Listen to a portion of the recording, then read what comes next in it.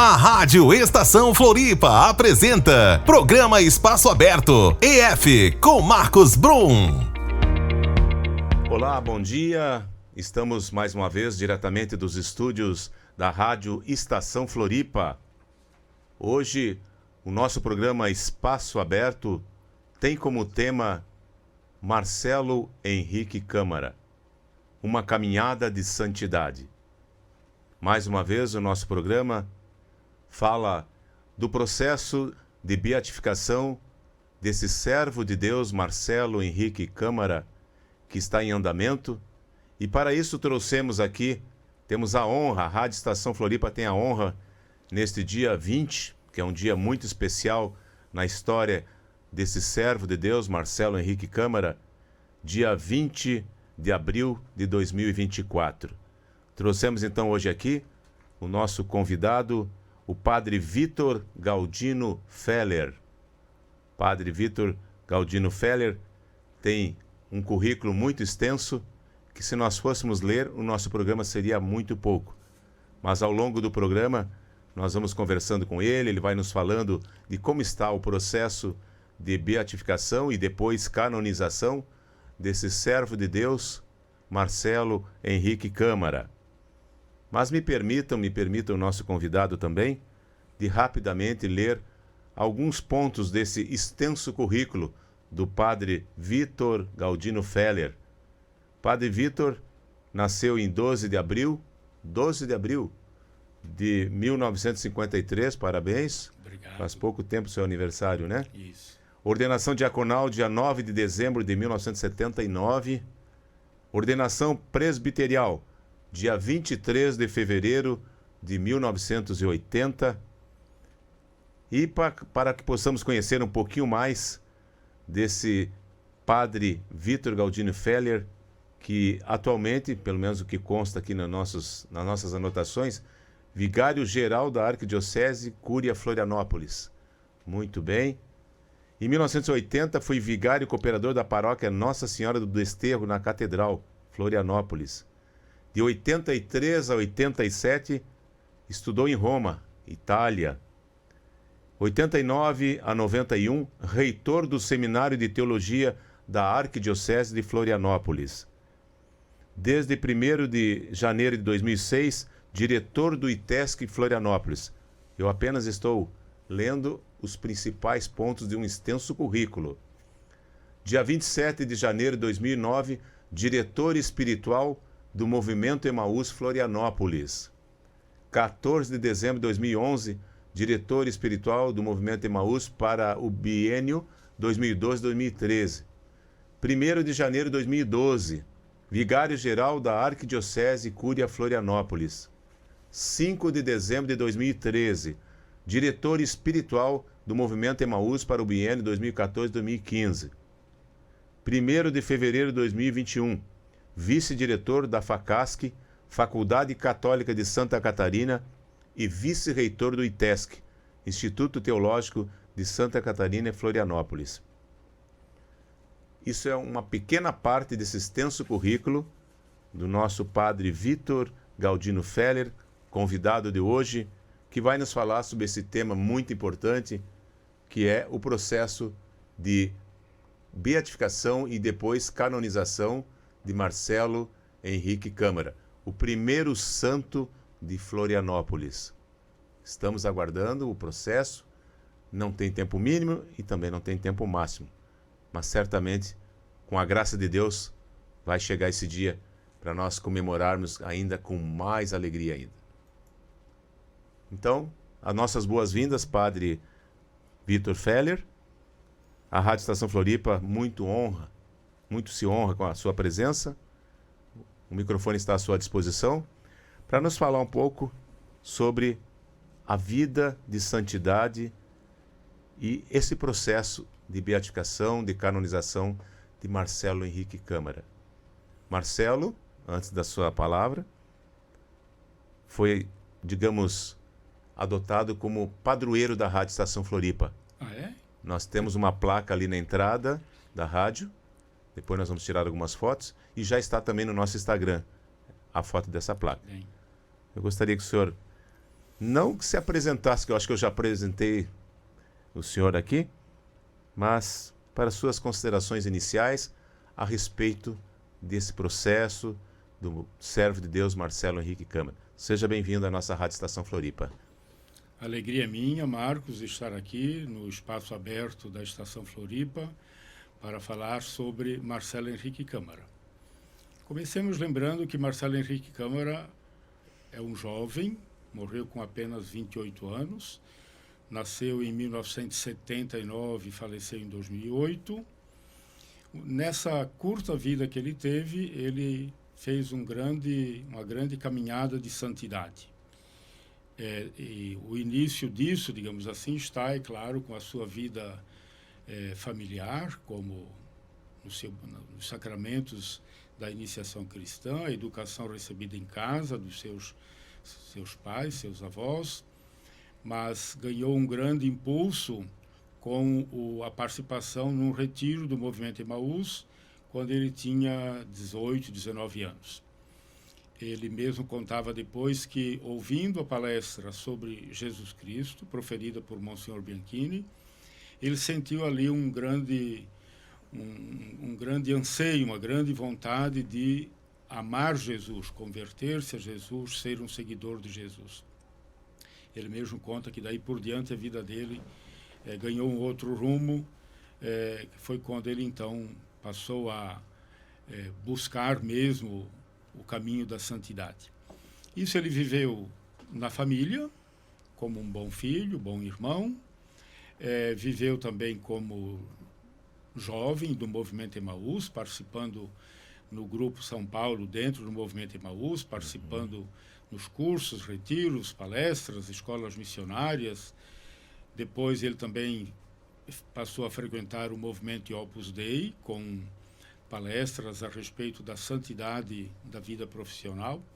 Foi um bom estudante de Direito, depois um bom professor também de Direito, e apesar de ter exercido durante muito pouco tempo a sua profissão de promotor público, ele, no tempo que ele exerceu, ele foi bastante fiel. E um grande momento da sua santidade se encontra nos 4 anos de 2004 até a sua morte em 2008, os 4 anos de sofrimento em que ele carregou a cruz a partir da constatação de um câncer. Pensava-se que seria possível curar-se disso, mas depois não foi possível. Então, idas e vindas para o hospital, exame disso, exame daquilo, com muito sofrimento, mas ele carregou isso também na dimensão da cruz de Cristo.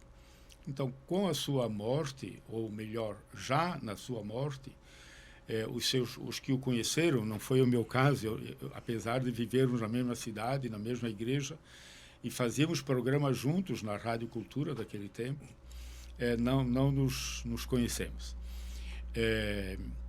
Mas os que o conheceram já diziam que morreu um santo. Né? O Monsenhor Bianchini dizia: se vocês nunca viram um santo, esse é um santo. Então morreu com fama de santidade, motivo pelo qual a Igreja achou por bem encaminhar o processo para a sua beatificação e canonização. Muito bem. Eu tive o privilégio de conhecer também o padre Bianchini, né? Sim. Que fez o sepultamento do Marcelo, é isso, né, padre Isso. Feller? Marcelo Henrique Câmara, ele era um promotor de justiça, né? E na época ele já era referência para muitos jovens. Ele também fez Emaús. O senhor poderia contar um pouco da história dele na juventude? Além de promotor, ele exerceu algumas atividades na igreja também, né? Então, além de ser um jovem atuante no movimento Emaús, preocupado com a evangelização dos jovens, era muito fiel na participação dos grupos, colaborando com reflexões, estudos, ajudando os jovens a conhecerem a igreja, a doutrina social da igreja, a moral da igreja. Além disso, ele também foi atuante na paróquia Sagrado Coração de Jesus, no norte da ilha, nos Ingleses. Nessa paróquia ele foi ministro da distribuição da Sagrada Comunhão, foi catequista de adultos, preparando adultos para os sacramentos da iniciação, batismo, crisma e Eucaristia, sendo, portanto, um grande exemplo também de engajamento pastoral, de vivência pastoral na sua paróquia. Os padres que o conheceram por essa ocasião, Padre Márcio, depois também Padre Vânio, sempre falam bem dele, da sua simplicidade, sua bondade, a disponibilidade para servir, e também da sua vida de oração, de leitura da Palavra de Deus. Ele mesmo conta em alguma ocasião que ele sempre tirava meia hora de oração de manhã e mais meia hora de oração depois no fim do dia. E ele dizia que ele fazia isso de manhã para garantir de fazer durante o dia, senão talvez depois durante o dia não se tornasse mais possível. Perfeito. Nós vimos algumas imagens ali, Padre Feller. Queria que o senhor falasse um pouquinho sobre o memorial de Marcelo Henrique Câmara. O que é esse memorial? Onde ele fica? Né? Também aproveitando já, poderia falar também sobre os restos mortais de Marcelo, onde ele está localizado. Enfim, o que foi feito, assim, além dessa questão do processo, para eternizar cada vez mais a vida desse santo? Permita-me dizer assim. Vamos começar com o traslado dos restos mortais. Quando nós iniciamos o processo aqui em Florianópolis, isso em 2020, antes mesmo da instalação do tribunal para o inquérito a respeito das virtudes vividas por Marcelo, umas semanas antes, foi feito o traslado dos seus restos mortais do cemitério de Itacorubi para o Santuário Sagrado Coração de Jesus nos Ingleses. Quem entra no santuário, de frente para o altar, à direita, na lateral, está lá o túmulo dele com os seus restos mortais. E tem se tornado um local de muita frequência, é um local atrativo no sentido em que muitas pessoas vão lá para fazer os seus pedidos, suas orações, e vão também agradecer. Está cheio de placas de agradecimento, placas de ação de graças. Isso foi então em 2020, um pouco antes de iniciar o processo que aconteceu no dia 8 de março de 2020.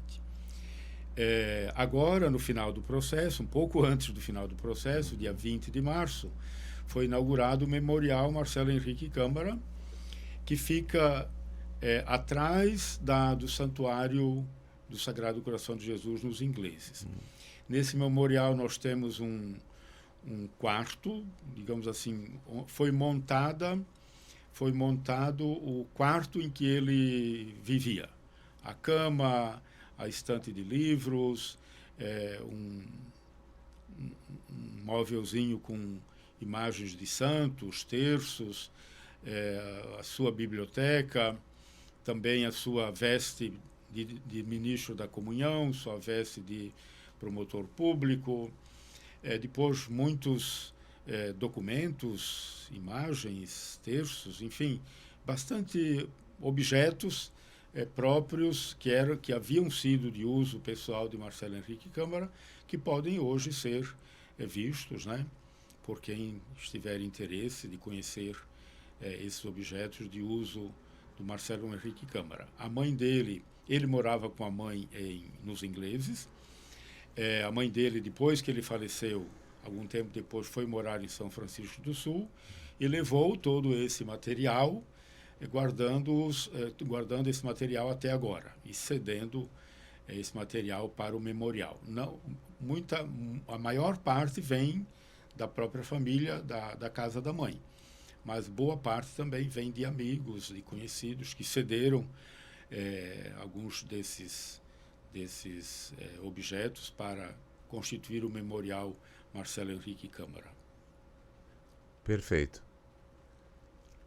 Padre Vitor Feller, nós vimos algumas imagens ali mostrando a inauguração do memorial e teve uma celebração também nesse dia, né? Nós estávamos presentes lá, tivemos esse privilégio também de estar presente. E esse memorial, naturalmente que à medida que as pessoas vão conhecendo, elas vão vindo de várias partes do Brasil e até de outros países, né? A gente sabe que o Marcelo também, hoje ele é, digamos, venerado em vários lugares, não só do Brasil, né? Muito bem. Como é que iniciou esse processo de beatificação do Marcelo? Quem são as pessoas que deram início a esse trabalho? A gente viu uma equipe muito grande ali nas fotos, né, nas imagens, né? Uma equipe unida, uma equipe que teve muito trabalho, várias entrevistas, como o senhor comentou antes de iniciar o programa. Poderia falar um pouquinho do início desse processo, né, e ratificar o que o senhor já falou também, né? Em que situação está hoje o processo? Tem alguma previsão? Não tem? Temos que aguardar, né? Fique à vontade. Então, eu não tenho muito conhecimento de antes de 2016, por aí. Mas, lembrando que eu falava antes, como ele morreu com fama de santidade, alguns amigos, amigas dele, se interessaram em recolher elementos, palavras, testemunhos de outras pessoas, depoimentos. E Maria Zoe Espíndola, que foi colega dele de infância e depois também colega nos estudos de Direito na Universidade Federal de Santa Catarina e colega também no Movimento Emaús, ela se deu ao trabalho de fazer um apanhado da vida de Marcelo Henrique Câmara.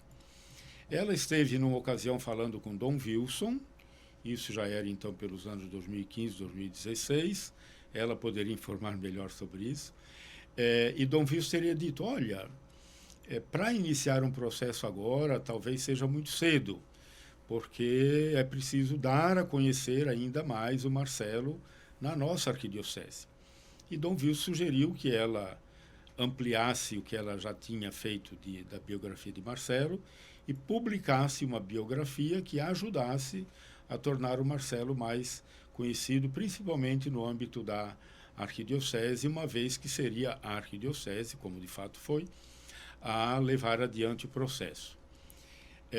Isso, em 2018, então, por ocasião dos 10 anos da morte de Marcelo, foi lançada essa biografia. Foi feita uma missa solene na Catedral Metropolitana, terminada a missa no Salão Paroquial, houve o lançamento da biografia de Marcelo Henrique Câmara.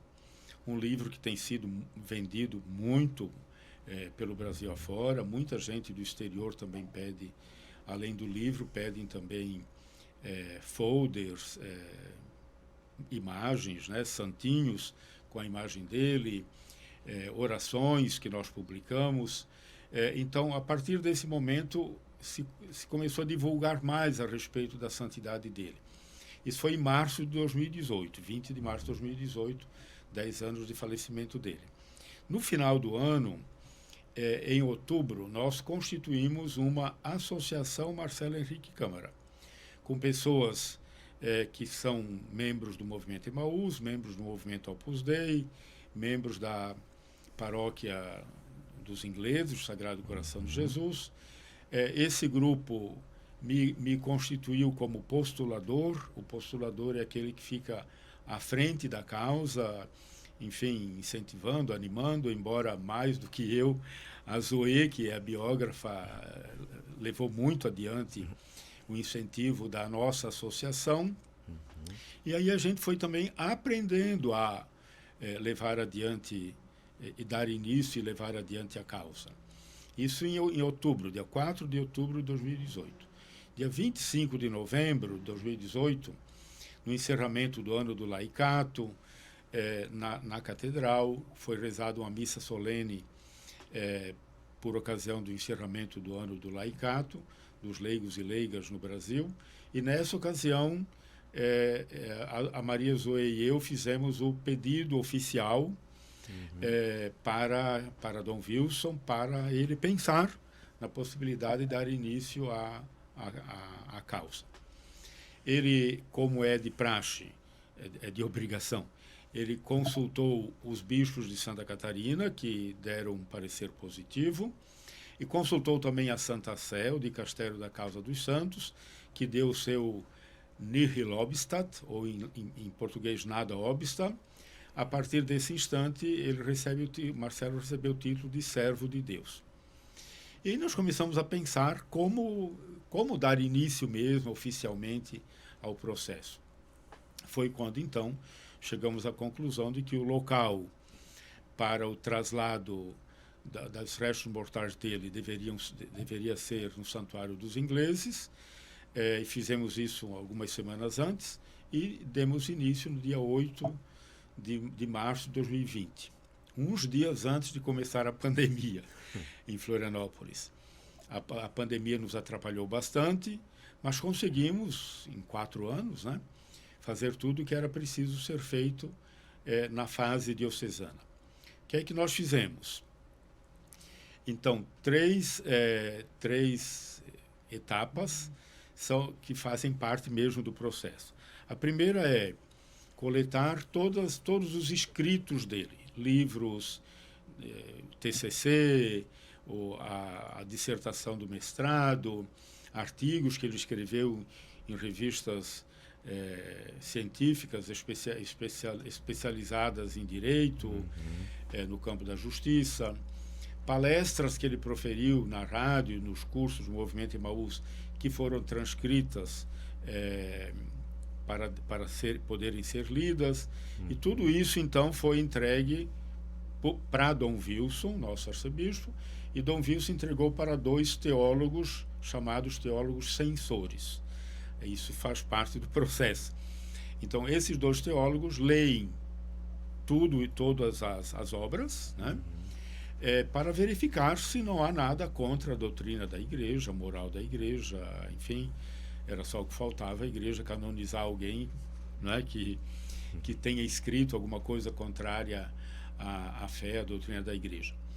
Então, isso foi feito no decorrer desses 4 anos, é um primeiro elemento. Um segundo elemento foi a coleta de tudo que fosse possível da vida de Marcelo. Então, as certidões de batismo, crisma, primeira Eucaristia, os boletins de escola, nas escolas onde ele estudou, na Escola Tiradentes, depois no Colégio Menino Jesus, depois na universidade, os documentos de graduação, de mestrado, depois na promotoria pública, as conclusões dos testes, dos exames que ele fez para se tornar promotor público, depois também os laudos médicos, né, que foram feitos no decorrer da sua doença. Então, tudo que foi possível coletar, e-mails que ele recebia e que ele enviava, cartões postais, que era de uso naquele tempo, alguma carta também, enfim, tudo que era possível coletar dele, a respeito dele. E a gente chama isso a comissão histórica. E o mais importante foi a coleta de mais de 60 depoimentos. Pessoas da família, da paróquia do Sagrado Coração de Jesus nos Ingleses, do Movimento Emaús, do Opus Dei, da Universidade Federal, da Promotoria Pública, colegas de infância, de adolescência, de juventude, mais de 60 pessoas foram questionadas a respeito de como Marcelo viveu as virtudes cristãs, para detectar se ele viveu essas virtudes de modo heróico. De modo heróico significa de maneira séria, permanente, constante. As virtudes da fé, esperança e caridade, que a gente chama de virtudes teologais, virtudes que nós recebemos diretamente de Deus. Justiça, fortaleza, temperança e prudência, que a gente chama de virtudes cardeais ou morais. Depois, outras virtudes, principalmente humildade, disponibilidade, generosidade, a disposição para a oração, a leitura da palavra de Deus, ajuda ao próximo, amor ao próximo, cuidado com doentes, com pessoas pobres, necessitadas, enfim. Coletar tudo que fosse possível de depoimentos de como Marcelo viveu a sua vida cristã. Ou seja, e é isso que, no final das contas, vai comprovar a sua santidade, né? Aqui é bom entender que santidade não é não deve ser compreendido como algo impossível, né? A santidade é a nossa vocação cristã. Está lá no livro do Levítico, já no Antigo Testamento. Deus diz: sejam santos, porque eu, que sou o Deus de vocês, sou santo. Se eu sou santo, vocês também devem ser santos. E São Paulo, aí já estamos depois de Cristo, né, uns 20, 30 anos depois de Cristo, São Paulo diz: esta é a nossa vocação, a santidade, a santificação. E o Concílio Vaticano II, que reuniu todos os bispos da época, eram 2.500, de 1962 a 65 no Vaticano, tem um documento em que os bispos pedem, né, que se leve a sério a vocação à santidade. Porque havia muito o costume de se entender que santo é coisa de padre, freira, bispo, né? E esse concílio deu a entender que santidade é universal. Todos nós somos chamados a ser santos, a viver o amor a Deus, o amor ao próximo e as virtudes cristãs. O Papa Francisco também, em 2018, publicou um documento sobre o chamado universal à santidade. O Papa Francisco diz: a santidade é algo que nós encontramos no dia a dia. Possivelmente nós conhecemos muitas pessoas com quem a gente convive que são santos, ele chama de santos ao pé da porta, né? Santos na porta ao lado. Então, agora é claro que, embora todos nós somos chamados à santidade, sempre há aqueles que têm um grau superior na vivência das virtudes, né? No caso de Marcelo, o interessante é o seguinte: como ele viveu pouco tempo, 28 anos, não teve tempo de fazer grandes obras, fundações, né? Hospitais, sei lá, colégios, enfim, como outros grandes santos fizeram. Mas nós temos, no caso do Marcelo, o modo como ele viveu de maneira extraordinária o ordinário da vida, né? De maneira extraordinária o seu dia a dia, a relação com os familiares, os seus estudos quando era estudante, seu apostolado junto aos jovens, sua vivência pastoral na paróquia, sua profissão como promotor público. Viveu de maneira extraordinária o ordinário do dia a dia. A gente não pode se esquecer que Jesus também viveu durante praticamente 30 anos uma vida oculta, né? Marcelo, digamos assim, na sua vida, na sua pouca vida, uma vida oculta que foi se tornando, depois que ele morreu, foi se tornando mais conhecida graças aos testemunhos que foram sendo publicados. Então esse foi o grande trabalho que essa Associação Marcelo Henrique Câmara fez nessa fase diocesana. Muito bem. Uma outra pergunta. Santa Paulina, eu estava lendo a história dela, alguém chegou para ela, quando a viu na cama, no leito, doente, se não me engano, tuberculose, não tenho muita certeza, e aí alguém disse para ela assim: você está doente, você está sofrendo? Ela disse: não, eu estou aqui cumprindo a minha missão. Nós sabemos da história de Marcelo, eu gostaria que o senhor falasse um pouquinho o que o senhor conhece desse momento do Marcelo.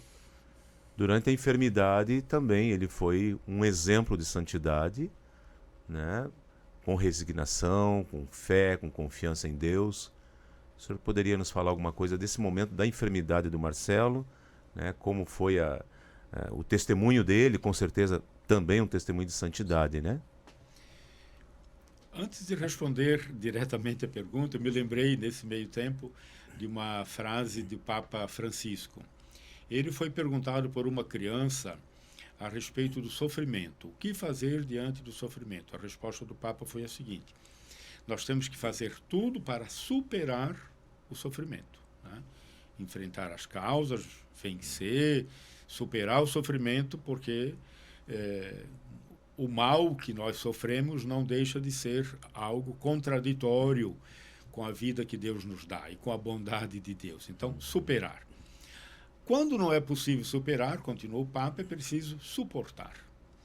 Então, no caso do Marcelo, nós temos muito bem isso. Ele trabalhou para superar a sua doença, ele não se acomodou no início, né? Fez de tudo, foi atrás de exames, novos diagnósticos, outros médicos, fazia sempre com muita paciência e com muita dor os exames exigidos pela medicina, acreditando na ciência, e cada vez que parecia estar bem, ele voltava às suas atividades de estudo, de trabalho, estudando. Nesse meio tempo, ele começou a estudar para tornar-se promotor público, com diversas provas a serem feitas, muito exigentes.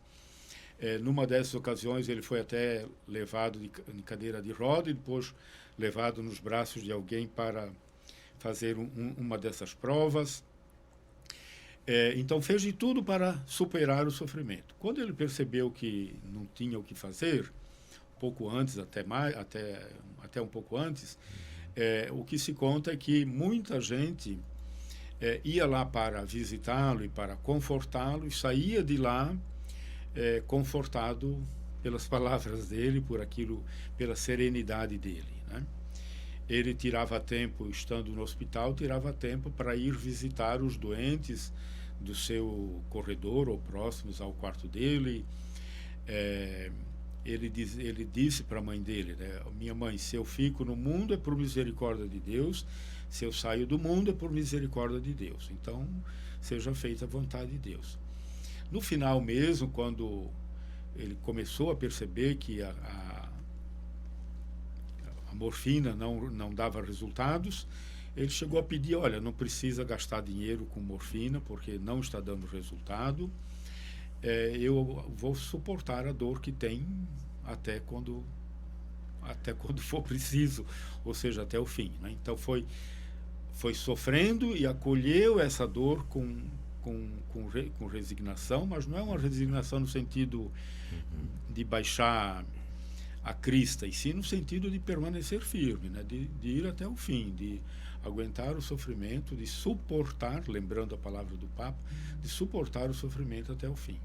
Dia 6 de abril nós estivemos lá na celebração, que deu por encerrado o processo a nível de Brasil, e alguém deu um depoimento falando que visitou o Marcelo, e que o Marcelo disse assim, eu estou com uma dor de cabeça insuportável, ou muito forte, vamos dizer assim, mas o sorriso não saía dos lábios dele.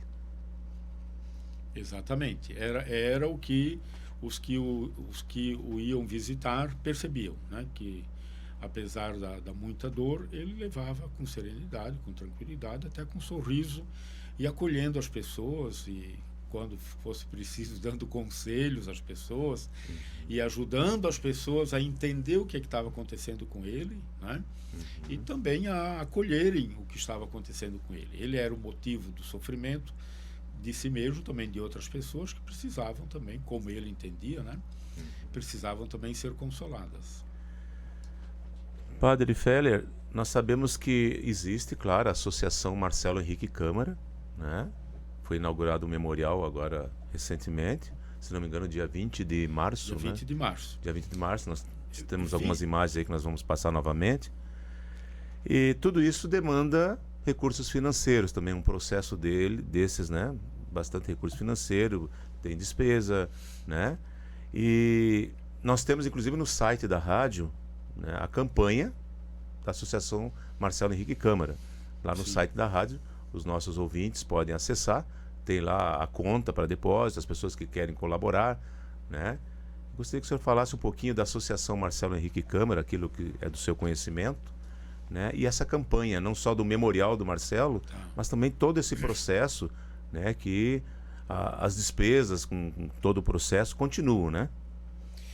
Além daqueles 3 pontos que eu falei anteriormente, o estudo dos seus escritos por teólogos censores, a coleta de depoimentos sobre as virtudes e a comissão histórica coletando tudo quanto é documento, objeto de uso pessoal dele, a Associação Marcelo Henrique Câmara também tem por objetivo, por missão, divulgar a causa.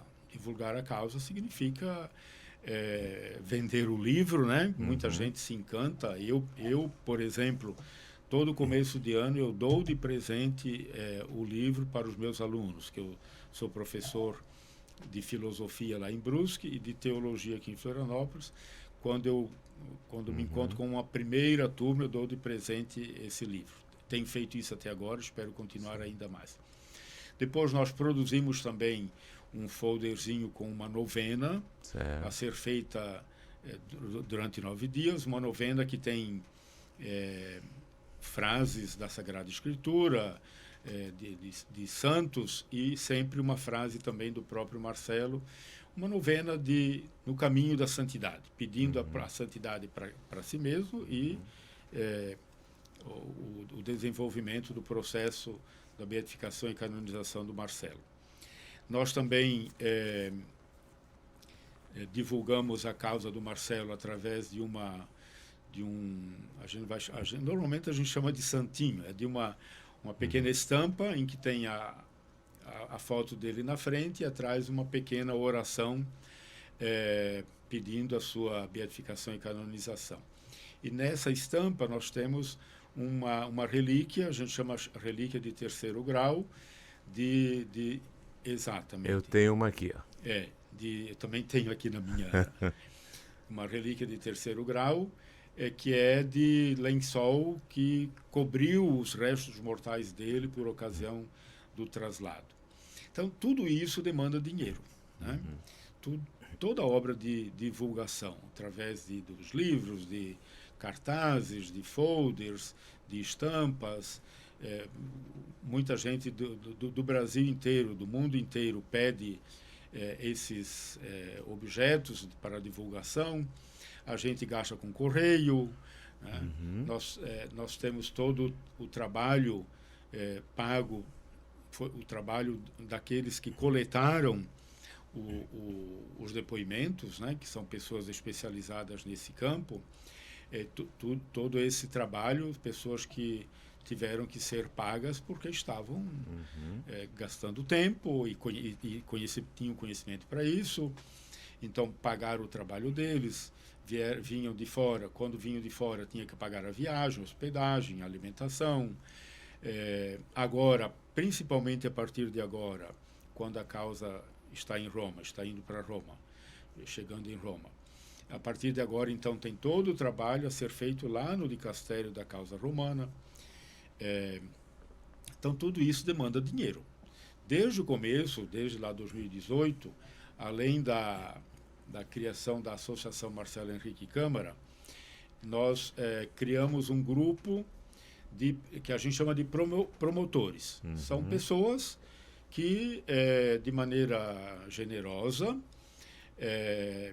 de maneira pessoal, generosa, colaboram com a causa, né? Alguns de maneira mais periódica, frequente, outros de maneira mais casual. O fato é que até agora nós não tivemos que parar a causa por falta de dinheiro, né? Sempre que a gente precisou, por exemplo, para montar o túmulo com os restos mortais, para montar o memorial, né?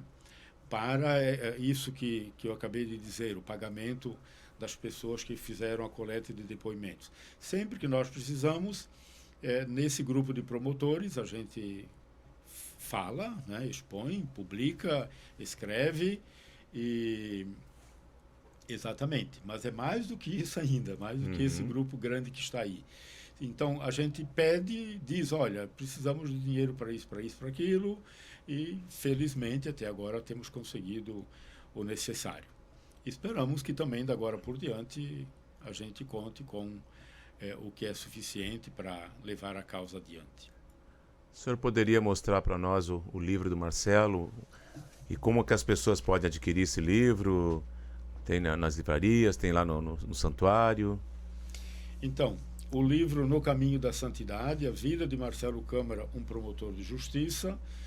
A biógrafa é Maria Zoe Belani Lira Espíndola, que foi, como eu falei antes, colega dele de infância e depois colega também no curso de Direito e depois no Movimento Emaús e depois também no Movimento Opus Dei.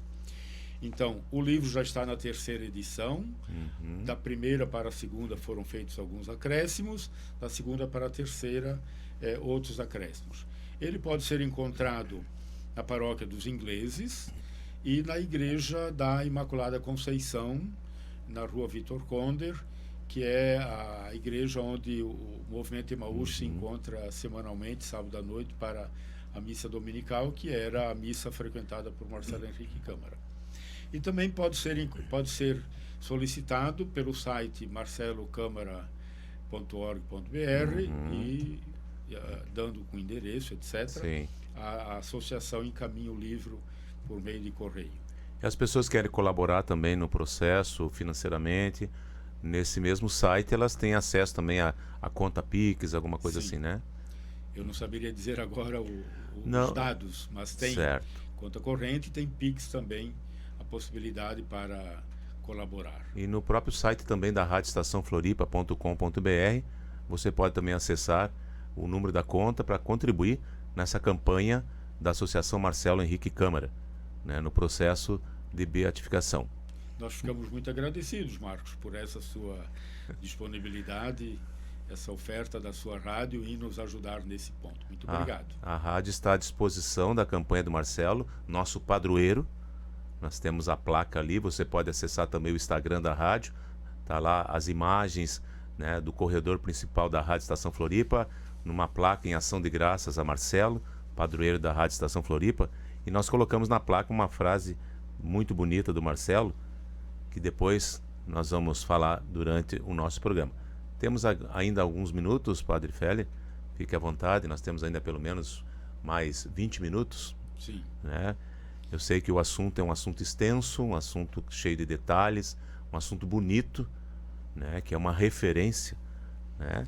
Mas o processo no Brasil, como o senhor falou muito bem, foi encerrado dia 6 de abril. 6 de abril. Né? Teve a celebração, né? Veio um representante do Vaticano. Sim. Né? Se não me engano, é o nosso postulador romano. Ele que vai dar continuidade à causa. Eu continuo como postulador diocesano, diminuindo as atividades, mas continuando ainda como postulador diocesano da fase diocesana. E ele vai levar adiante a causa em Roma. Uma pergunta que não quer calar, que muitas pessoas também perguntam para nós, e a gente escuta perguntando: quando é que ele vai ser santo? Quando é que ele vai ser anunciado? Como é que é esse processo? Tem toda uma hierarquia, né, para esse processo, né? Na verdade, ele já é santo, né? Perfeito. A gente não estaria trabalhando pela sua canonização se ele não fosse. Com certeza. Se trata de declará-lo, né? Certo. Declará-lo venerável, depois beato, depois santo. Vamos lá. Então, os documentos todos chegando a Roma vão ser estudados, analisados pelo dicastério da causa dos santos. São cardeais, bispos, teólogos, funcionários desse dicastério, é uma espécie de secretaria, digamos assim, do Vaticano para estudar as causas dos santos. Então, no primeiro momento, verificar se está tudo em ordem, se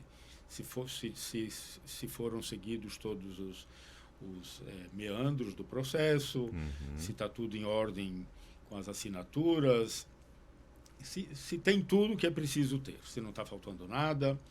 Isso pode demorar um ano e meio, né? Conforme nos disse o nosso postulador romano. Depois disso, ou mesmo enquanto isso, esse nosso postulador romano, com o auxílio de algumas pessoas, vai escrever o que a gente chama em latim positio. Em português seria posição. É uma espécie de biografia com arrazoado, argumentando a importância de declarar Marcelo beato e depois santo, né? Então, a positio. Isso pode demorar também um tempo e, claro, que esse trabalho também a gente tem que pagar depois, né?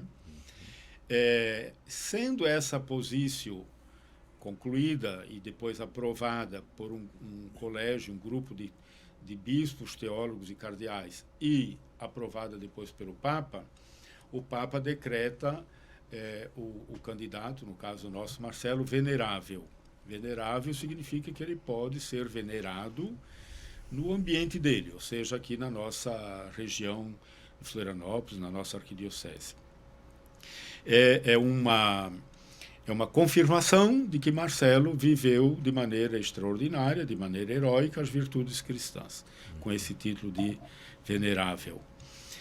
Nesse meio tempo, já a partir de agora, a gente espera a realização de um milagre, que já pode ter acontecido também, né, nesses tempos passados.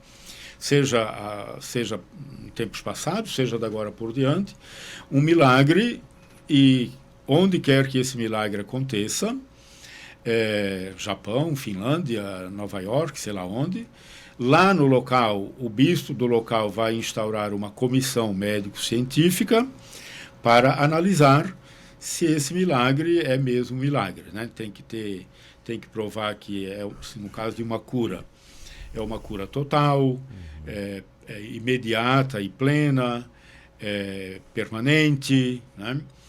Tem que se provar que foi pela intercessão do Marcelo, né? E tem que provar, por exemplo, que foi o doente usou a estampa com a sua relíquia, alguma coisa assim. E tem que ter um parecer científico de que isso não se explica pela ciência ou pelos conhecimentos atuais que tem a ciência, né? Sendo isso aprovado por essa comissão médico-científica e depois aprovado também por esse grupo de teólogos e cardeais, e depois sendo aprovado pelo Papa, o Papa, então, vai anunciar a beatificação, a data da beatificação. Normalmente, a beatificação, normalmente não, é usual que a beatificação aconteça no local da história do santo, né, do beato. Claro que daí não é com o Papa, é com algum cardeal representante do Papa. Como foi, não sei se você lembra, os nossos ouvintes lembram, a Albertina Berkenbrock em São Luís, né, em Sara, foi um cardeal de Roma que veio presidir a celebração de beatificação de Albertina Berkenbrock. Sim. E depois da beatificação, um milagre a ser realizado depois da beatificação, aí vem de novo todo o mesmo processo. No local onde aconteceu o milagre, uma comissão médico-científica, comprovação, passando pelo grupo de cardeais e teólogos, vai ao Papa. Se o Papa aprovar, o Papa mesmo anuncia depois a data da canonização, que sempre acontece, ou sempre tem acontecido, em Roma, na Basílica de São Pedro. E com relação aos milagres, é preciso mais milagres para o processo andar, ou é suficiente já o que aconteceu até então? A gente faz uma diferença entre graças e milagres, né? Graças são pequenas graças, pequenos benefícios, pequenos que para a pessoa se tornam grandes, né? Por exemplo, conseguiu emprego, pela intercessão de Marcelo, consegui emprego, passei no vestibular, consegui pagar uma dívida, consegui receber uma dívida que alguém tinha comigo, consegui me curar de uma doença simples, consegui reconciliar-me com meu marido, com minha mulher, meus filhos, né? Então a gente chama isso de graças, né? Curas, né? Curas de doenças que são, no entanto, explicáveis pela medicina, mas não deixa de ser uma graça, porque poderia não acontecer a cura, né? A gente chama isso de graças, né? E isso também é um sinal de santidade. Mas, para que haja a beatificação, é preciso um milagre, né? Naqueles termos que eu falei antes, ou seja, algo inexplicável no campo da ciência, extraordinário. Se for uma cura, algo que seja permanente, constante, né? Por exemplo, é difícil que uma cura de câncer seja validada como um milagre. Por quê? Porque o câncer sempre pode ter retorno, né? E é difícil que você confirme não tem mais câncer, porque ele pode sempre voltar. Mas outra doença, digamos assim, pretensamente incurável, que venha a ser curada, é o milagre. Que não precisa também ser só cura de doença. Esse postulador romano, ele nos contou uma vez que, em um determinado lugar, digamos assim, um submarino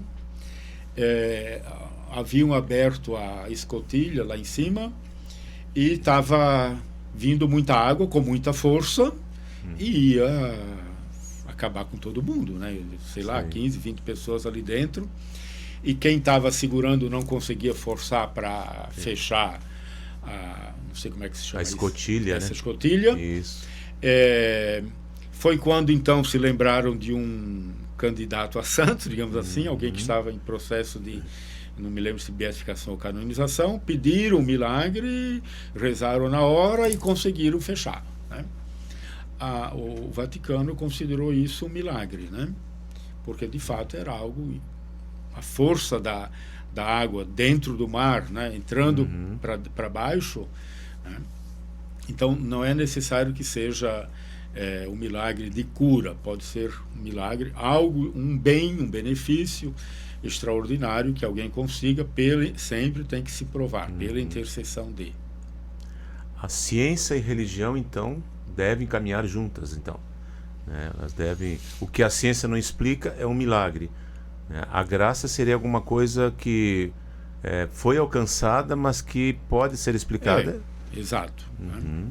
Perfeito, perfeito. Isso serve para mostrar, digamos assim, que a igreja leva a sério, digamos, sim, né? Não é sim.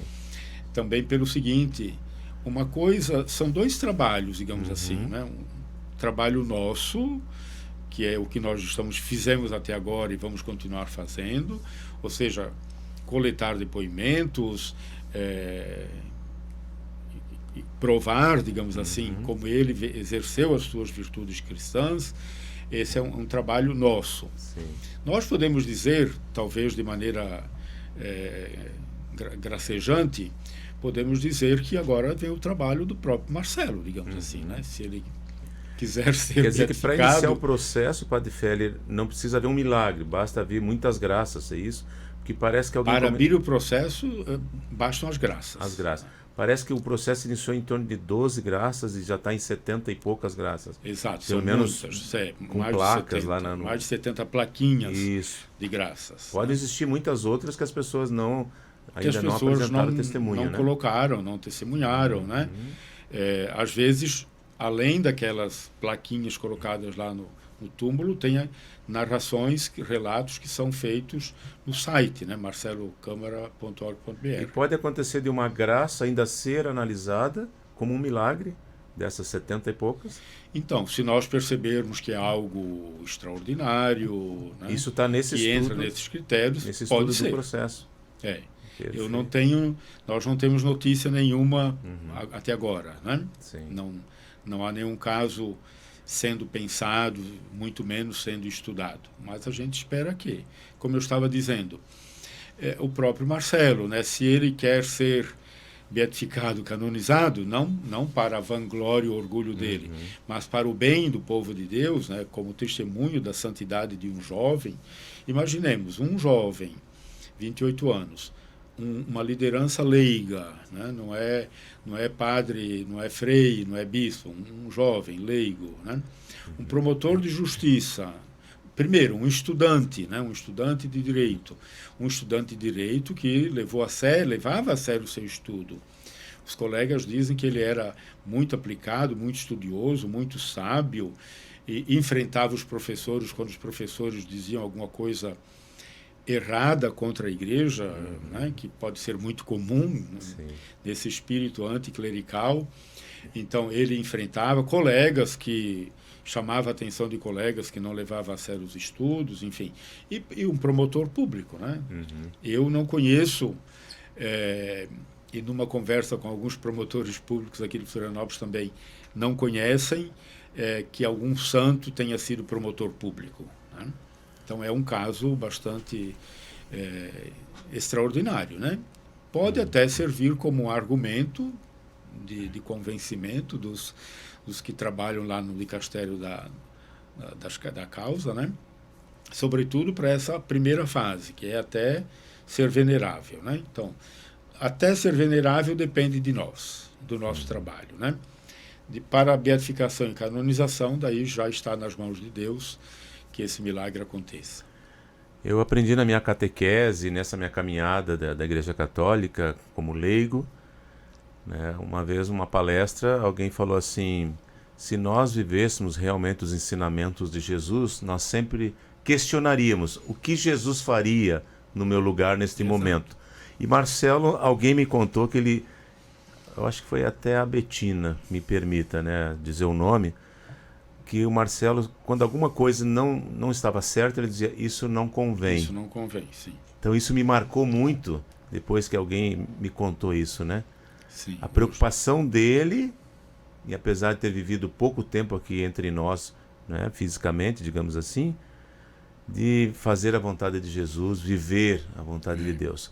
E também, eu não lembro agora quem é o autor, né? O que fazer no céu se na terra nós não vivemos a vontade de Deus ou os ensinamentos de Jesus? Eu não lembro o autor dessa frase agora, mas parece que foi até um santo. Não sei se foi Santo Agostinho, alguma coisa assim. Mas Marcelo, ele sempre observou, pelo que eu conheço, os ensinamentos de Jesus. No fundo, a santidade cristã é cada um de nós, ser uma imagem de Cristo, né? Cada um de nós, na idade que tem, na sexualidade que tem, na história que tem, na formação que tem, na profissão que tem, cada um resplandecer a glória, a graça, a beleza de Jesus Cristo. E claro, resplandecendo a beleza de Cristo, estará também resplandecendo a beleza de Deus Pai, né? Santo, santo, santo, né? Santo, santo, santo mesmo, só Deus. Sim. Se nós somos santos, ou alguns de nós são santos, canonizados ou não, é por causa de Deus, né? Porque deixamos que Deus reflita em nós, né, a sua própria glória, a sua própria beleza, a sua própria santidade. Muito bem. Então a santidade é acessível a todos que buscá-la, que buscam a Deus, aos ensinamentos de Jesus. E é um caminho, né? Não é algo que você, digamos, consiga de hoje para amanhã, né? É preciso uma caminhada, um esforço, uma constância, né? Como no caso do Marcelo, que a partir do retiro do movimento Emaús, encontrando Cristo, conhecendo Cristo, ele tomou a decisão e foi cada vez mais firme e fiel no propósito de continuar nesse caminho. Muito bem. O nosso tempo já está se encerrando, Padre Feller, praticamente 1 hora de programa. Foi uma alegria para mim, agradeço a sua disponibilidade, né, e vamos continuar juntos na caminhada desse processo. Certo. A Rádio Estação Floripa agradece a sua presença, em nome da diretoria da nossa rádio, a sua presença aqui hoje, para falar da vida de santidade de Marcelo Henrique Câmara. E também o Padre Feller nos deixou muito claro que a santidade é acessível a todos. Mas temos que entender que somos imperfeitos, estamos numa caminhada. Não é algo que acontece em 24 horas, é toda uma caminhada de santidade, a exemplo também de Marcelo Henrique Câmara, que está no processo de beatificação e de canonização. Já é santo. E o dia da declaração dele como santo pela Igreja Católica vai chegar, Padre Feller. Quem sou eu para falar isso? Eu não sei se no meu tempo ainda, mas eu espero. Vai chegar assim no seu tempo, o senhor é muito jovem ainda. Sim. Né? E nós queremos mais uma vez agradecer também a sua audiência, o seu carinho, né, por estar conosco aqui na Rádio Estação Floripa, no programa Espaço Aberto. Hoje, com a honra de termos aqui a presença do Padre Vitor Galdino Feller, que atualmente é vigário-geral da Arquidiocese Cúria Florianópolis Santa Catarina. Muito obrigado. Eu que agradeço. Nós pedimos, nesse final de programa, o senhor tem aí a oração do Marcelo, nós fazemos a oração do Marcelo Henrique Câmara e, ao final, a sua santa bênção. Deixa eu achar aqui dentro. Vamos lá. Podemos começar? Fique à vontade. Ó Deus, nosso Pai, chamastes Marcelo Henrique Câmara a viver sua juventude no seguimento de Cristo, realizando um profundo apostolado da amizade e da doutrina cristã, infundindo sentido redentor a todas as atividades cotidianas e abraçando com alegria e paz a Santa Cruz na enfermidade. Fazei que eu saiba também santificar todas as circunstâncias da minha vida e atrair para o amor de Jesus Cristo aqueles com quem convivo. Dignai-vos glorificar o vosso servo, Marcelo Henrique Câmara, e concedei-me por sua intercessão o favor que vos peço. Amém. Amém. A sua santa bênção. O Senhor esteja convosco. Ele está no meio de nós. A nossa proteção está no nome do Senhor, que fez o céu e a terra. Que a bênção de Deus Todo-Poderoso, Pai, Filho e Espírito Santo, desça sobre todos vocês, caríssimos radiovintes, e convosco permaneça para sempre. Amém. Amém. Muito obrigado. Vamos em frente. Obrigado pela sua audiência e seu carinho. Fique com Deus e até o próximo programa Espaço Aberto, aos sábados das 11 ao meio-dia. Muito obrigado. Um grande abraço. Um beijo no coração. Tchau.